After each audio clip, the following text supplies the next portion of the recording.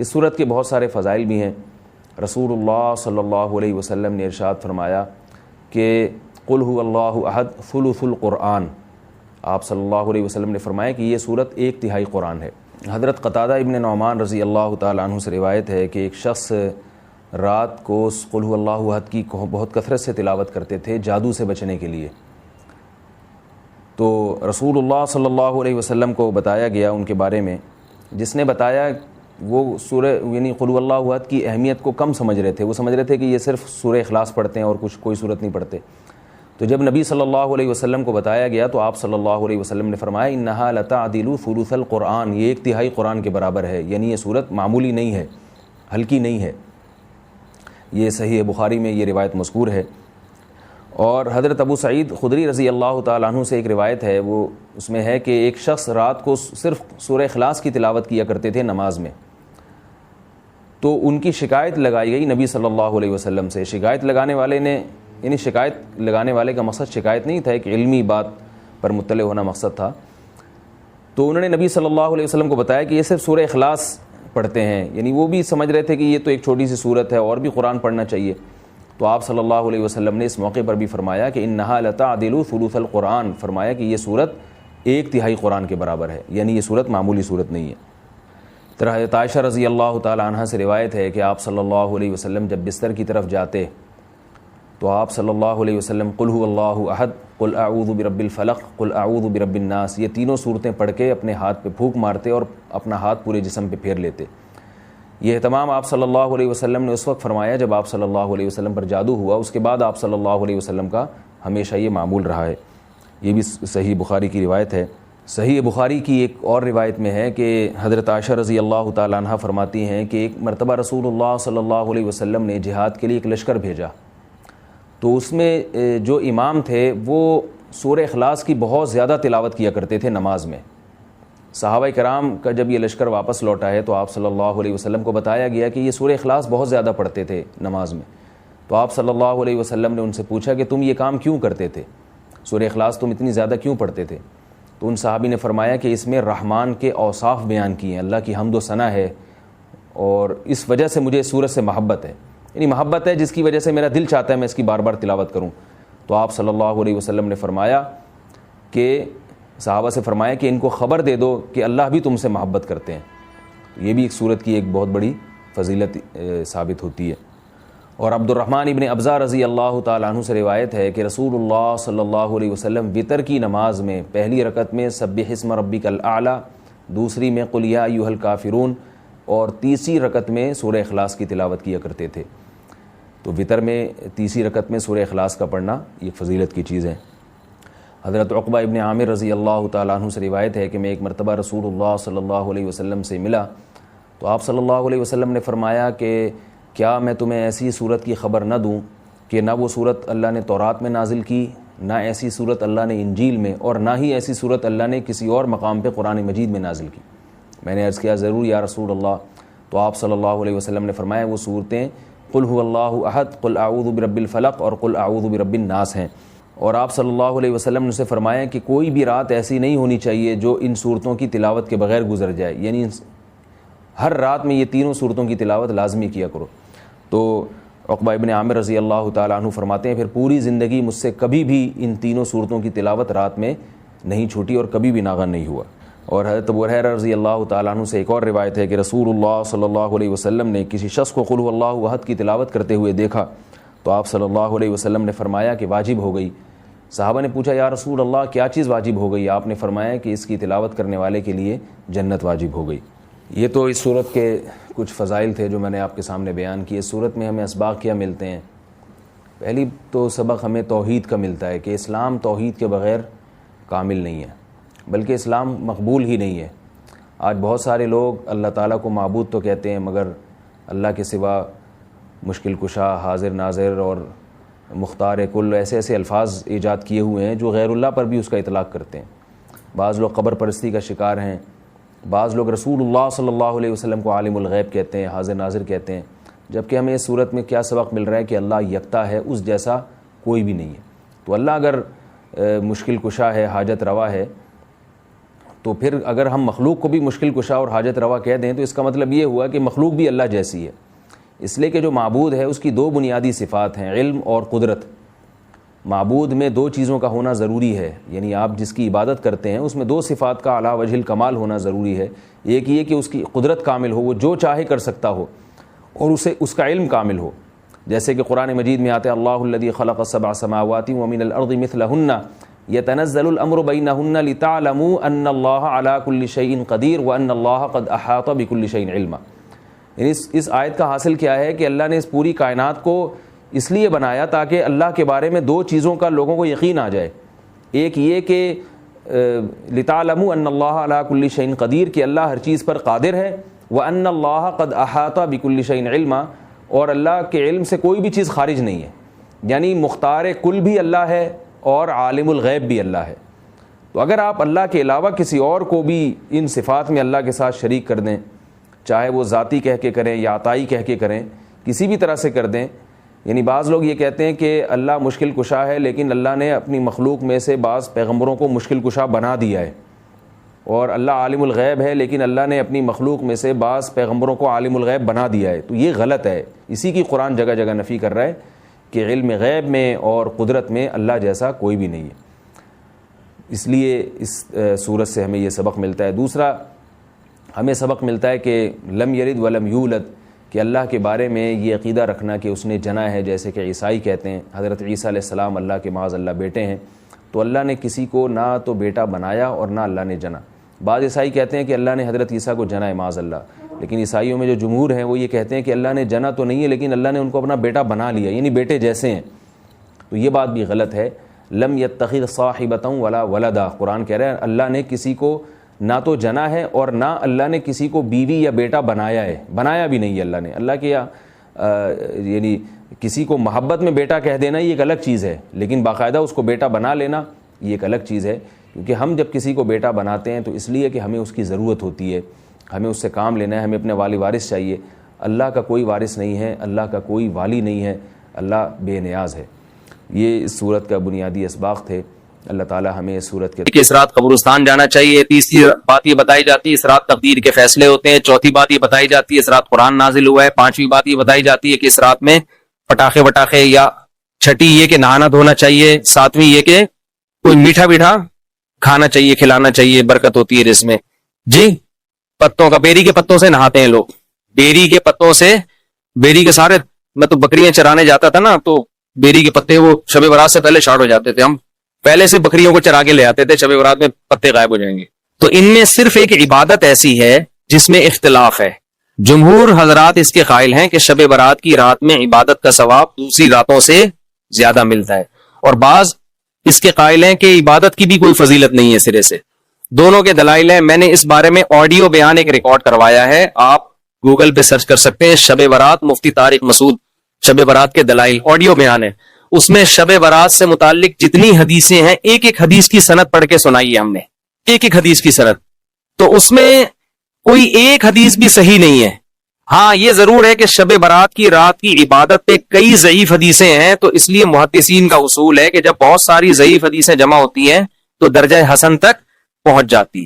اس لیے جمہور اس کے قائل ہیں کہ اس رات عبادت کرنی چاہیے, دوسری راتوں سے اس رات عبادت کا ثواب زیادہ ہے. تو کرنے کا کام صرف اور صرف اور صرف عبادت ہے بس. قبرستان کے بارے میں حدیث صحیح نہیں ہے. اگر فرض کر لو ہے صحیح, تو پوری زندگی نبی ایک بار قبرستان گئے ہیں اور آپ ہر سال جاتے ہو. پھر نبی اکیلے گئے ہیں چپکے سے رات کے اندھیرے میں, آپ جتھے بنا کے جاتے ہو, اور اندھیرے نہیں وہاں لائٹنگ ہوتی ہے. تو یہ سنت تھوڑی ہے, تو خلاف سنت ہو گیا نا. پھر صحابہ میں سے کسی سے بھی ثابت نہیں ہے کہ زندگی میں اس رات میں ایک بار بھی قبرستان گئے ہوں, ایک بار بھی قبرستان گئے ہوں. تو یہ کیسی سنت ہے جس پر صحابہ نے عمل نہیں کیا. نہانا دھونا کسی حدیث سے ثابت نہیں ہے, حلوے مانڈے پٹاخے کسی حدیث سے ثابت نہیں ہے. قرآن میں صاف طور پر ہے انا انزلناہ فی لیلۃ القدر, ہم نے قرآن نازل کیا ہے کس میں؟ لیلۃ القدر میں, رمضان کی آخری عشرے میں. فیہا یفرق کل امر حکیم, سارے تقدیر کے سال بھر کے فیصلے اس شب قدر میں ہوتے ہیں. تو اتنی واضح قرآن کی آیتیں موجود ہیں, تو شب برات کے بارے میں ایسی روایتیں موجود نہیں ہیں. سمجھتے ہو؟ اس لیے بعض ائمہ اس کے قائل ہے کہ بعض رافضیوں نے, بعض لوگوں نے لیلۃ القدر جو ہے نا رمضان کے آخری عشرے میں ہوتی ہے, اس رات کی ویلیو کو گھٹانے کے لیے اس کی اہمیت بڑھائی ہے, تاکہ اس رات کی ویلیو کیا ہو جائے, کم ہو جائے. تو اس کے مقابلے میں اس رات کو لا کے کھڑا کر دیا. جو سارے فضائل لیلۃ القدر کے تھے وہ کہاں چسپا کر دیے, 15 شعبان. قرآن کہہ رہے ہیں واضح طور پہ ہم نے لیلۃ القدر میں قرآن نازل کیا. شب برات والے کیا کہتے ہیں, 15 شعبان کو نازل کیا. وہ کہتے ہیں اس میں بھی کیا, اس میں بھی کیا, پھر تعویلات کی جاتی ہیں.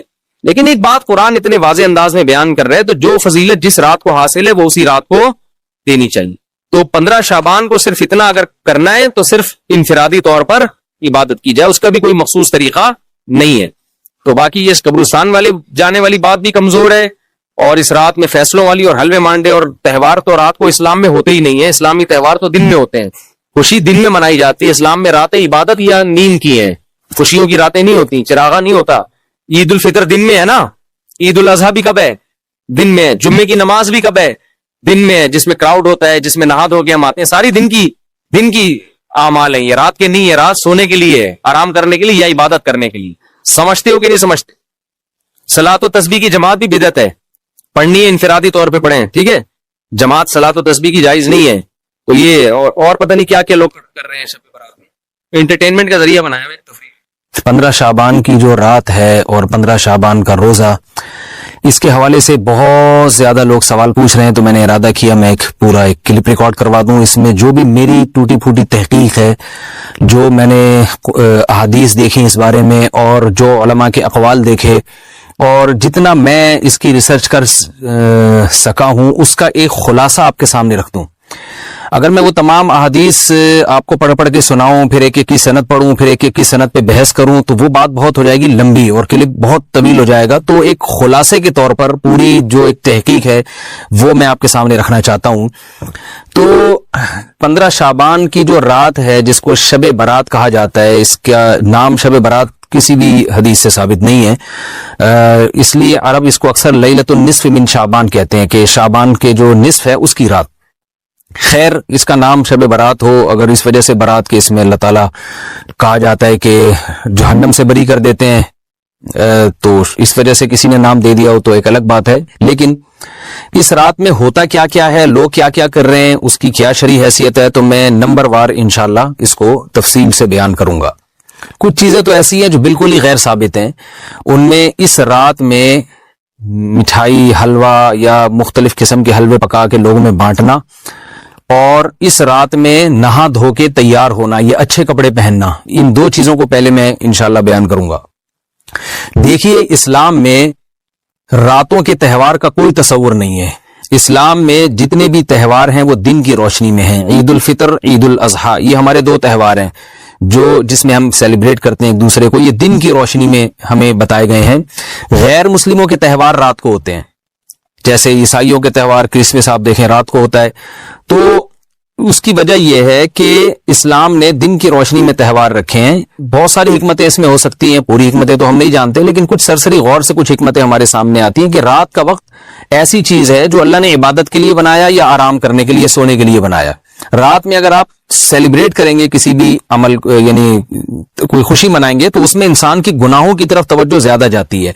جیسے آپ دیکھیں کرسمس میں شرابیں پی جاتی ہیں, اور جو بھی غیر مسلموں کے تہوار ہیں اس میں بھی چراغا ہوتا ہے رات کے وقت. تو جبکہ ہمارے ہاں جو عید الفطر ہے وہ دن کی روشنی میں ہم نماز پڑھ کے اس کی ابتدا کرتے ہیں. تو آپ کہہ سکتے ہیں کہ شب برات کو کوئی تہوار تو نہیں مانتا. تو دیکھیں, تہوار زبان سے ماننا ضروری نہیں ہے. آپ اپنے عمل سے جب کوئی ایسا کام کرتے ہیں جو تہواروں میں کیا جاتا ہے, تو اس کا مطلب یہ ہوا کہ آپ اس کو تہوار مان رہے ہیں, یعنی آپ اس کو ایک خوشی کا دن مان رہے ہیں. تو نہانا دھونا یا کھانے پکا کے لوگوں میں تقسیم کرنا یا خود کھانا, اور خاص طور پہ حلوہ یعنی میٹھا, یہ چیزیں تہواروں کے موقع پر ہوتی ہیں. جیسے ہم عید الفطر والے دن صبح سوئیاں بناتے ہیں, میٹھا بناتے ہیں, کھاتے ہیں, لوگوں کو کھلاتے ہیں, نہاتے ہیں, اچھے کپڑے پہنتے ہیں. جمعے والے دن بھی, جمعے میں بھی عید کا عنصر ہے, حدیث میں اس کو بھی عید قرار دیا, اس دن بھی ہم نہا دھو کے کپڑے پہنتے ہیں. تو جو لوگ 15 شعبان کی رات کو نہاتے دھوتے ہیں, اسپیشلی اس رات کو, کہ بھئی آج کوئی تہوار ہے یا آج کوئی خوشی کا دن ہے اور مٹھائیاں کھاتے ہیں یا حلوے پکاتے ہیں، تو وہ زبان سے اس کو تہوار نہ بھی کہیں، اپنے عمل سے یہ بتاتے ہیں کہ یہ تہوار ہے، جبکہ یہ تہوار نہیں ہے۔ اسلام میں کوئی اس کی ایک ضعیف روایت بھی نہیں ہے کہ آپ صلی اللہ علیہ وسلم نے، میرے علم میں نہیں ہے کم از کم، ہو سکتا ہے کوئی موضوع من گھڑت روایت موجود ہو جس میں کوئی کہیں بھی نہیں ہے کہ آپ صلی اللہ علیہ وسلم نے اس رات کو ہمیں نہانے کا حکم دیا ہو یا اچھے کپڑے پہننے کا حکم دیا ہو یا کھانے پینے کا یا حلوے کھلانے کا، ہمیں حلوے مانڈے کا ہمیں حکم دیا ہو۔ تو اللہ کا واسطہ یہ بدعت ہے، اس کو ختم کریں اپنے معاشرے سے۔ اور اسلام میں تہوار کا ٹائم دن میں ہوتا ہے۔ عید الفطر، عید الاضحیٰ ہے جس میں ہم دن میں قربانی کرتے ہیں اور کھاتے ہیں پیتے ہیں نہاتے ہیں دھوتے ہیں، راتوں کے یہ کام نہیں ہے، رات کو آپ سوئیں یا عبادت کریں۔ تو ایک چیز تو یہ تھی جو میں بتانا چاہ رہا تھا۔ دوسری چیز، اس رات کو قبرستان جانا، دیکھیے اس بارے میں حدیث پیش کی جاتی ہے، مشہور حدیث ہے، لوگ سنتے رہتے ہیں کہ نبی صلی اللہ علیہ وسلم رات کو اٹھے اور امی عائشہ رضی اللہ تعالیٰ عنہ بھی آپ کے پیچھے چلی گئیں اور آپ صلی اللہ علیہ وسلم جنت البقیع میں مغفرت کی دعا مانگ کے تشریف لے آئے واپس۔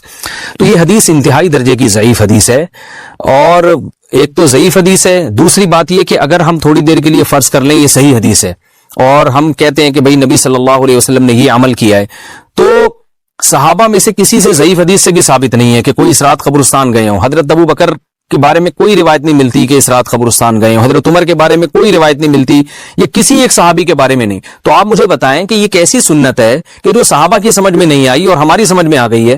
تو مشرکین مکہ یہ کہا کرتے تھے لو کان خیرن ما سبقونا الیہ، قرآن مجید کی آیت ہے کہ اگر یہ اسلام میں کوئی خیر ہوتی تو یہ صحابہ ہم سے پہل نہ کرتے، یہ صحابہ نے ہم سے پہل کیا ہے، اس کا مطلب ہے یہ اسلام خیر کا کام نہیں ہے۔ تو مشرکین کو صحابہ سے چونکہ نفرت تھی، اس لیے کہتے تھے کہ یہ چونکہ اسلام کو فالو کر رہے ہیں تو یہ اس کی علامت ہے کہ اسلام خیر نہیں ہے، کیونکہ خیر میں تو ہم صحابہ سے آگے ہوتے ہیں، اپنے بارے میں ان کا یہ اس خوش فہمی میں مبتلا تھے وہ۔